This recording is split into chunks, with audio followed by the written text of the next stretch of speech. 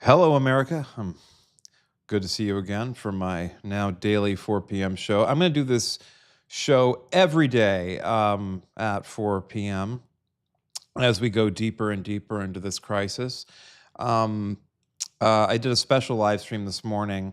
Uh, I posted it. I decided to post. I wasn't planning on posting it, but I thought it went well, so I just posted it from Notes from the Circus. So if you can catch that too, it's 2.5 hours long. I don't know if the 4 p.m. show, my promised 4 p.m. show, will go that long today. We're gonna try and talk about like what's going on in the world. The earlier show was a little bit inside baseball, just sort of about my network, my life, my friendships, uh, revealing all. This is more. We'll get down to business right now and talk about what's going on in the country. Um, Look, as it stands right now, um, we're facing like I think that the economic disruption that we're about to see is I mean it's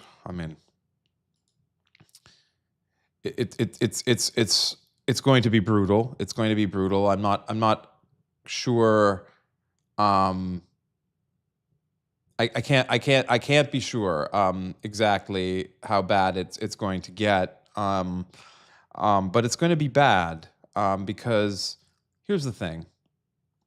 Here's the thing. If you want to we want to just really want to slow down and we want to think about like why is Mike so confident that what has happened, what has transpired in the Persian Gulf, the closing of the Strait of Hormuz, what makes Mike so confident that he can make a prediction that this is going to tank the global economy? Well, all right. Well, let's talk about the second law of thermodynamics, right? Um, um, you know, our economy, our entire economy runs on energy, right?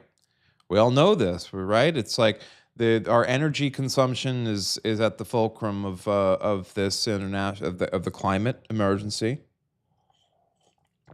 We're trying to get our energy production off of fossil fuels, off of oil and coal and natural gas, and um, into energy sources that don't increase methane and carbon dioxide in our atmosphere, which have the effect of capturing more solar radiation and heating our atmosphere. Um, the greenhouse gas effect that we've all learned about. So, energy is it's the lifeblood, right, of the economy. Everything runs on it. I'm using it now. The power that's used to power the internet, transportation, food. Energy is an important input into our food supply chain, right? Internationally, uh, oil, fertilizer, um, our agricultural industry consumes a lot of energy, and we turn that energy into food. And so, when you so energy is like energy outside of human labor itself is like the most important like input right into the economic system. So if you're just like looking at it, if you're just trying to like zoom out, like right, like zoom out, and just be like, what is economy? What is this? What is this thing? Well, so we it was the energy inputs, right, for our mechanized systems, for our machinery, for our tools, for our transportation, for our heating, um, even the water that we pump into our taps, right? All of this stuff, the energy input, um, it touches everything. So when you in a world like this, in our modern world, in our very advanced modern world, you take the energy input and you do this. You take a fifth of it away all of a sudden, almost a quarter. You just shut it off. Well, what ends up happening is what people observe in the markets is they see the price of oil goes up, right? Price of a barrel of oil goes up. What's happening here?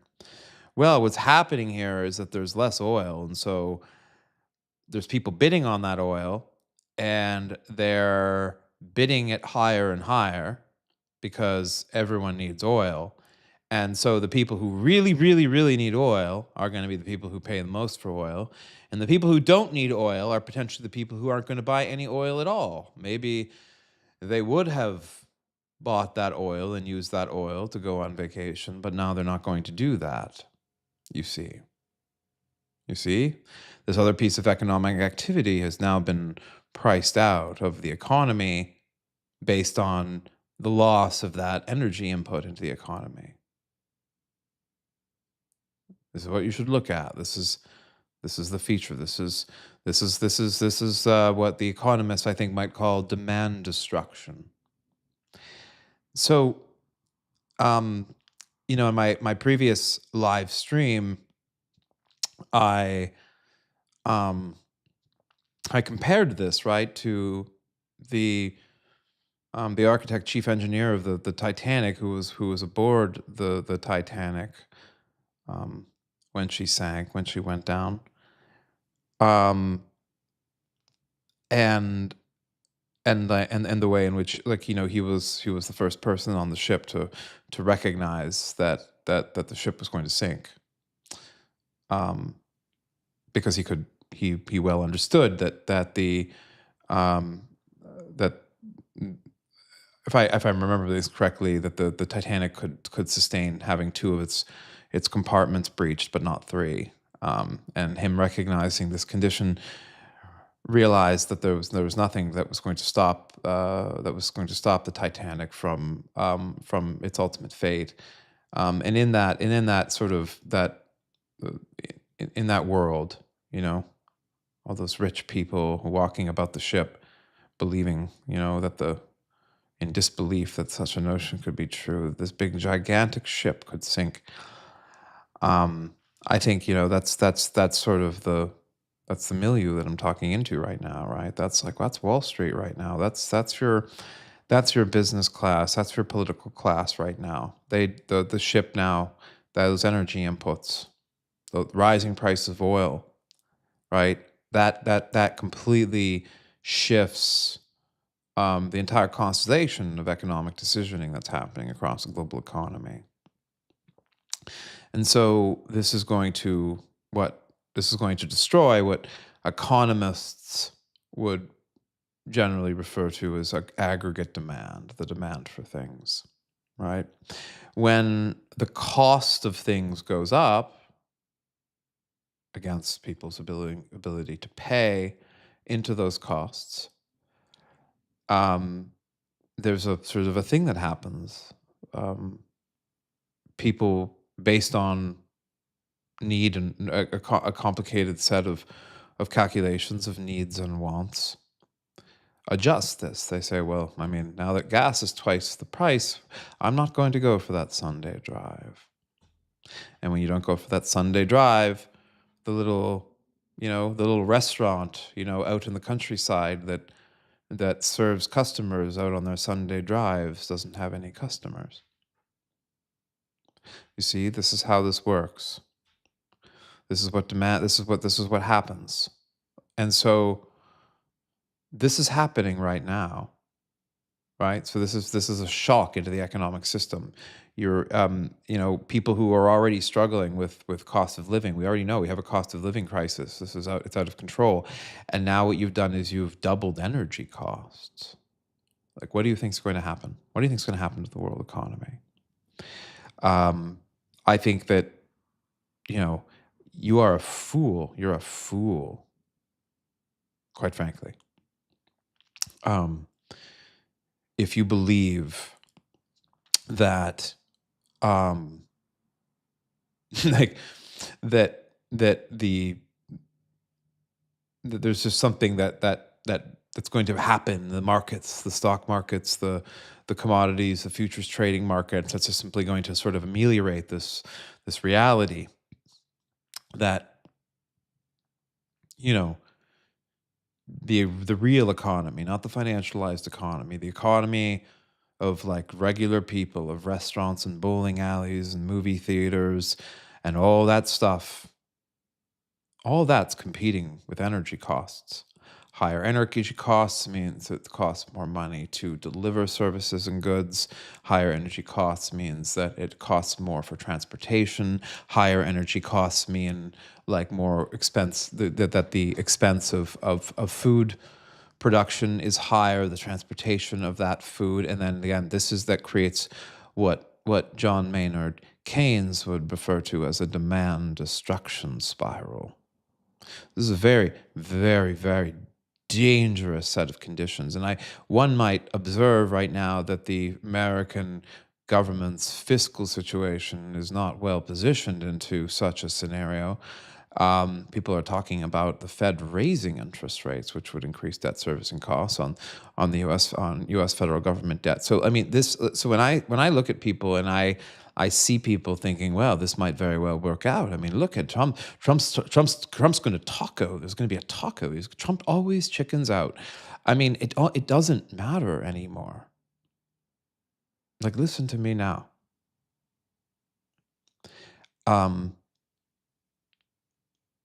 It doesn't matter. I mean, it matters in the sense that he should be impeached and removed immediately because this war is illegal.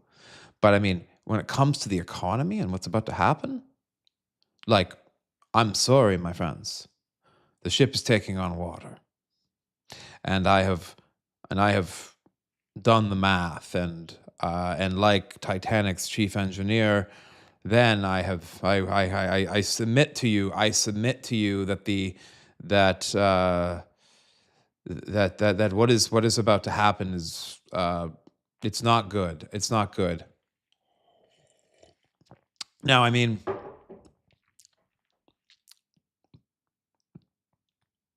it's not going to be good for you. It's not going to be good for any of us. There's no person that won't be negatively affected. This, rich and poor, and obviously the poor will be hurt a lot more. Like, this is like one of these things. Like when energy becomes more scarce in the system, it does hurt everyone. The whole world becomes poorer at the same time, and obviously the people in that system who are the most vulnerable are the ones who are going to suffer the most.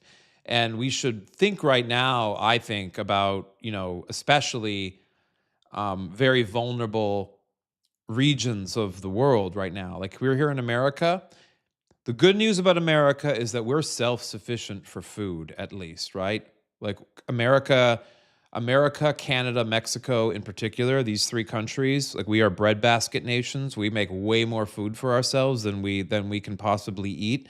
We're lucky in that respect. That is not true throughout most of the world. So I must suggest, like, even as bad as this is going to get for Americans, this is going to be, I mean, I'm worried about famine. I'm worried. I think, we haven't seen serious famine in the world, in the same way that we used to see in like the 80s and 90s. I mean, they still have like happened, but like, my friends, I mean, if you have any decency, you must understand that into the abyss we go. Into the abyss we go. This is a 5-alarm fire for humanity, and so I mean, that's scary to hear, right? It's scary to hear. This is very alarmist sounding rhetoric, but it needs to be said. It needs to be said that these are the contours of the reality in which you live. I mean, I mean, I'm scared. I'm scared for myself, and I'm scared for you and for everyone right now. It's absurd. It's fucking absurd that nobody's doing anything about this. I mean, no one's doing anything about this.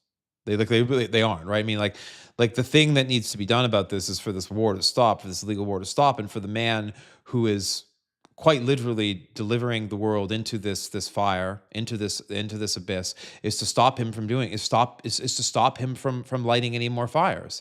There is a forest fire. The fire around us is burning. We are in a forest. We're in a big forest, a big dark forest of many dangers, and Donald Trump is running around lighting fires, and people are sitting around saying, well, I mean, he does have the fire, he does have the lighter, he does have the fire.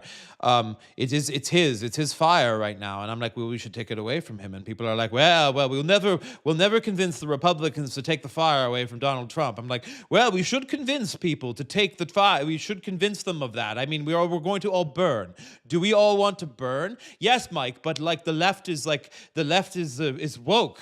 The Republican, what are we? Mike, we can't have wokeism. What about trans ideology, guys? What the? I mean, like if you're like or what about the fact that Zoran Mamdani's wife has said anti-Semitic things in the past? Mike, we're stuck. We can't do anything. Like guys, like this is like the insanity. This is insane. You're an insane person.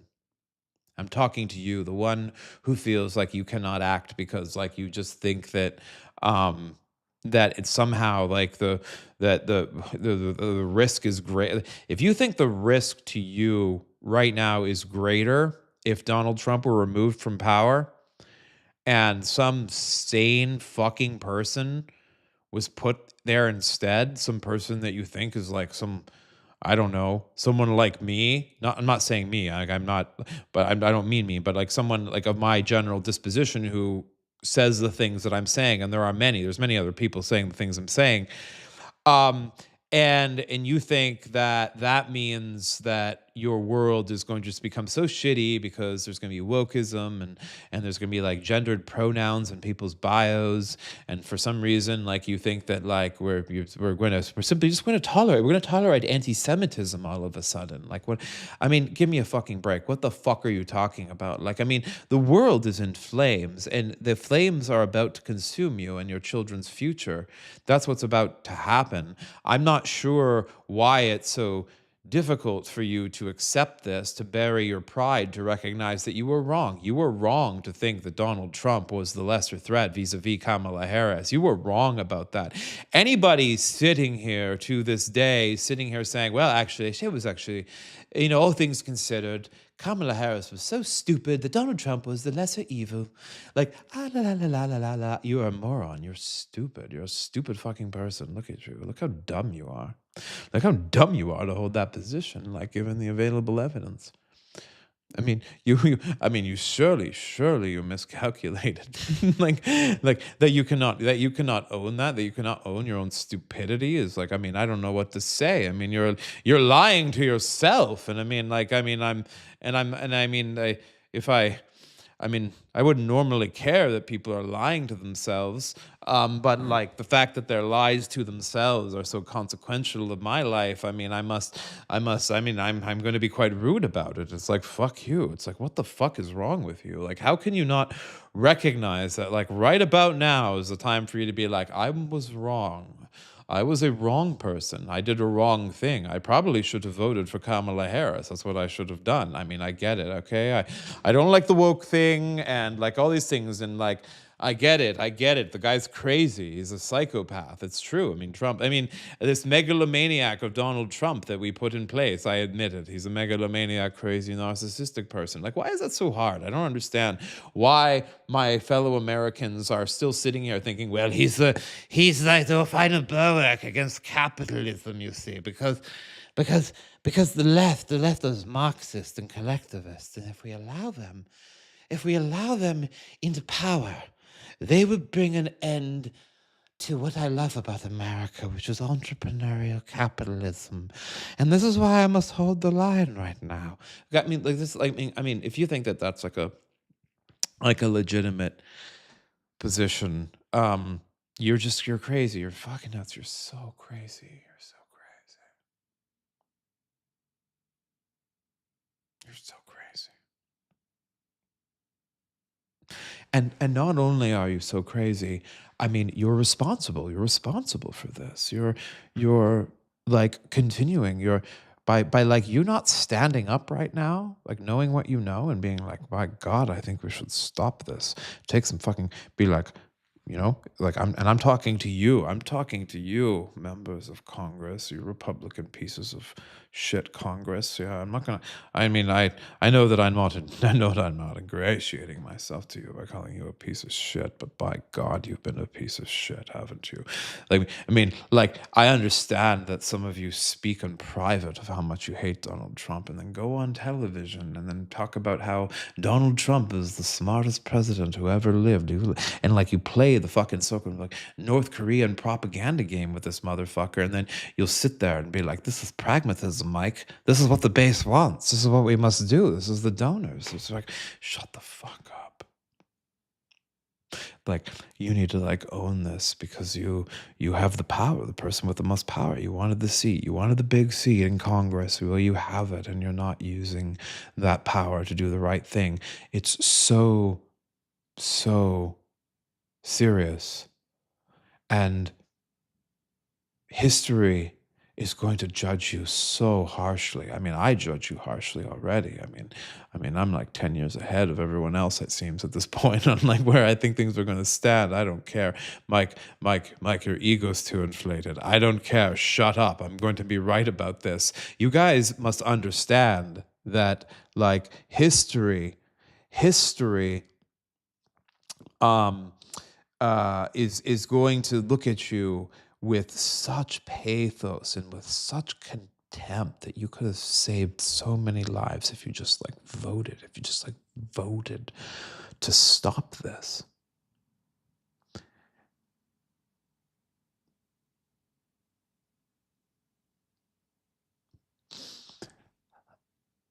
Martha LaMarche says that she hopes that I'm getting a good night's sleep every night. Guys, I'm actually like, I know that I'm talking with a lot of passion right now, but I'm actually not stressed out at all. Actually, I'm quite like in fact, I'm pretty sure that if you took my heart rate right now, like I'm probably like my heart rate's probably at like in the high 50s, low 50s BP. I actually feel quite calm, actually, like in my body. Like I'm not.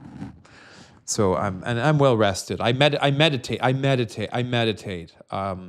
Like, so, I mean, one can be very serious and calm at the same time. This is me being calm and serious at the same time. This can be confusing for people. People aren't used to this. Because I think, I mean, I think one thing that people mistake calmness with is deference, right? Giving deference, passivity. Like you can be calm and serious with, that doesn't necessarily mean that your heart has to be racing, that you have to be like, like on like just like ready to fly off the handle. No, I'm calm. I'm great. I'm fine. I mean, thank you for the concern.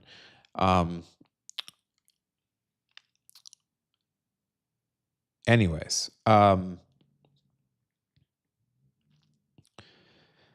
yeah, I mean, so that's, I mean, I think that's if you're a member of Congress listening to my words right now, that's what I would consider. I would consider like your posterity, the view of posterity, like looking back upon you, right, from the future.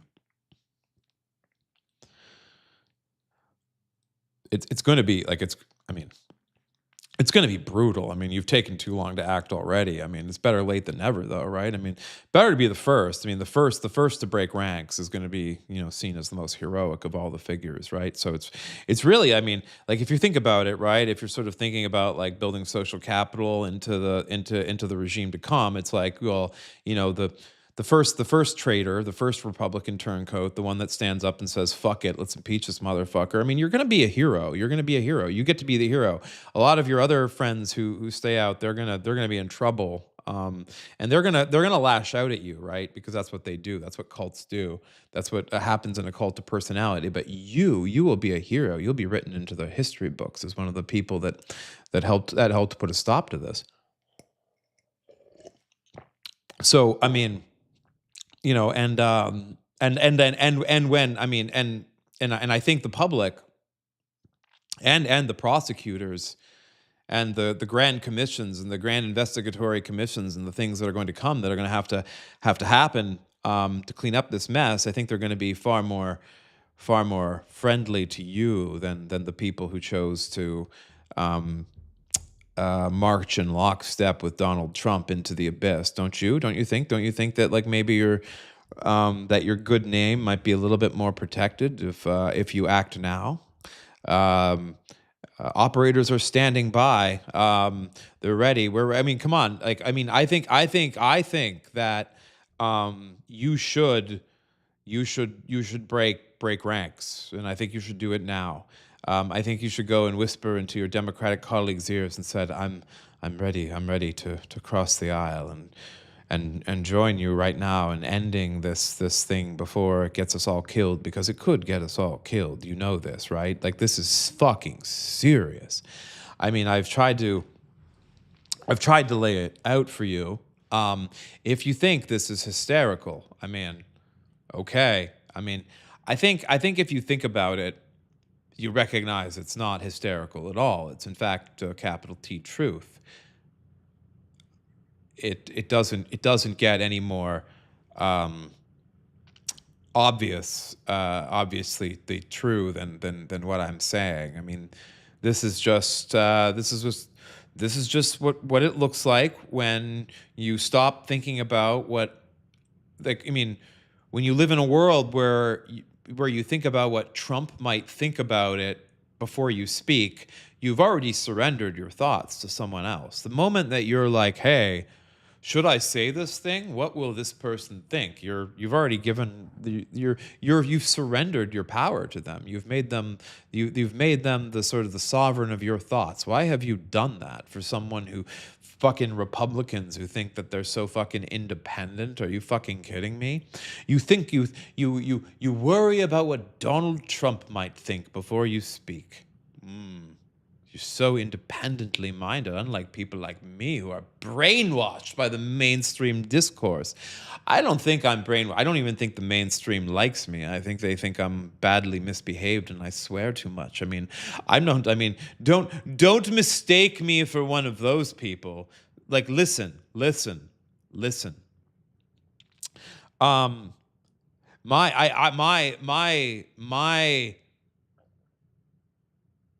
my proposition to you is this. It's like, I mean, you have an opportunity to be a hero.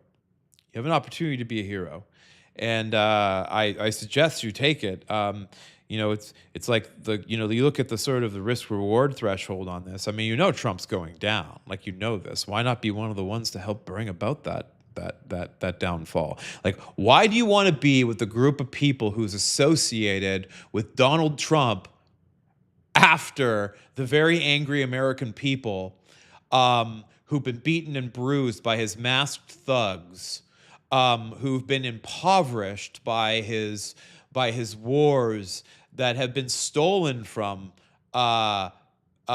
with his grifts? Like, when they come and, like, you're one of the people that are sitting there trying to basically defend why it was the right thing to stand by Donald Trump's side. I mean, have you thought this through? Have you thought through, like, what this is going to look like on the other side? I mean, I think you should. I mean, if I were you, and this is like, it's just me. I'm just one guy. And I know you think I'm cocky and, like, full of myself. And oh my God, look at him. He doesn't understand how complicated my situation is. I have donors and I have a base, and Donald Trump will threaten to primary me. Oh my God, Mike thinks it's so simple. He thinks it's so simple. What a fool he is. It's like, I mean, okay, right. Well, I mean, look. You're gonna lose. You're gonna lose if you stay on that side of the fuck. I mean, Donald Trump is already lost in a sense. This will be the end of his regime, one way or the other. The only thing that, like, we now have to think about is, like, how it ends. It's not a question of if it will end. It will end. It will end. I mean, this war will be the end of Donald Trump and JD Vance and this regime. And so like, you know that, you must know that. You must be looking at the polls. You must be seeing the people in the streets. You must sense these No Kings protests are going to be unlike anything we've seen in American history. And so I might suggest that, like, if you're going to sit there and you think that Barry Weiss over at CBS, while she's like focusing on like fucking whatever fucking scandal and California that they're trying to pin to fucking Gavin Newsom because they think that's what's going to distract the fucking people while they're paying $10 a gallon for gas. Like, you've really lost the plot. I'm sorry. You're so far outside the historical bullseye. I mean, you've missed the board. You've missed the board. The dart has missed it. You are fucking going down, my friends. You're going down, and the people are coming for you. So I think you best get on the right side of history before it's too late. The time is running out. Tick tock, motherfuckers. Tick tock, motherfuckers. Time is running out. So that's my thoughts on this day. My serious thoughts, my message to the members of Congress. We'll see if this message gets through. I mean, I don't know. I mean, I'm just a guy. I'm just one guy. And we'll see you guys again tomorrow. We'll see if we do any other like special live streams if like things like that happen. Otherwise, tomorrow I'll see you again at 4 p.m. We're gonna do 4 p.m. Pacific. This is 4 p.m. Pacific, 7 p.m. Eastern time. Where we'll do this. I hope you guys like it. I hope you guys like this new format. I hope it's working for you. I'm at my, look, I want you to know that that there are better times ahead. I want everyone to know this. But there's also we're gonna have to walk through some mud before we have those better times. And I want everyone to know that that I love you and that I care about all of you and that like, look, we continue to march, right? Like with setbacks, we continue to move the boulder up the hill. We push towards a more perfect union. Thank you, everybody. I love you, and I will see you tomorrow.